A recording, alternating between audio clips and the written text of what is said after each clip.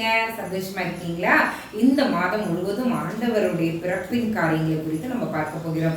இன்றைக்கு கர்த்தர் கொடுத்த ஒரு வார்த்தை, ஆண்டவராகிய இயேசு கிறிஸ்து ஏன் இந்த பூமிக்கு வந்தார் என்பதை நம்ம மார்க் 2:17 நம்ம பார்க்கலாம். லூக்கா 5:32 இந்த இரண்டு வார்த்தைகளிலும் ஆண்டவர் ஒரே காரியத்தை தான் சொல்கிறார். அவர் என்ன சொல்கிறார்? நீதிமான்களை அல்ல பாவிகளையே மனம் திரும்புகிறதற்கு அழைக்க வந்தேன் என்றார்.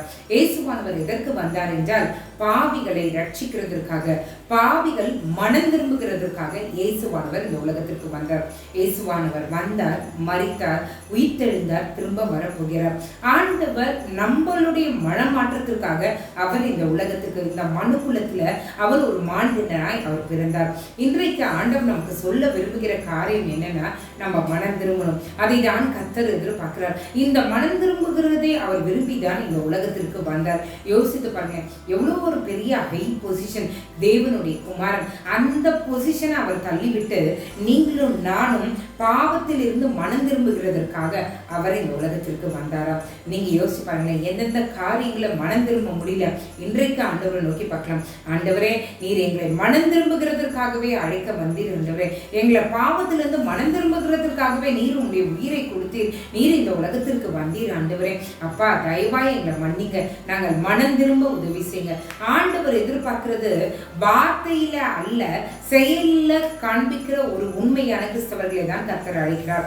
மனம் திரும்பணும், மனம் மாறணும், பாவத்திலேயே விழுந்து கிடக்காமல் கர்த்தரை பார்த்து நம்மளுடைய மனதை மாற்றி பாவத்தை விட்டு கர்த்தரின் பக்கமாய் திருப்புகிறதை தான் கர்த்தர் எதிர்பார்க்கிறார். இந்த உண்மையான மனமாற்றம் இந்த இரவிலே உங்களுக்கும் எனக்கும் உண்டாவதாக. ஜெபிக்கலாமா? எங்களை நேசிக்கிற நல்ல பரமபிதாவே, பாவிகளை ஆண்டவரை பாவிகளை ஆண்டவரை மனம் திரும்புகிறதற்கு அழைக்கிறதற்காக நீர் வந்தீர் என்று வசனம் சொல்லுகிறது.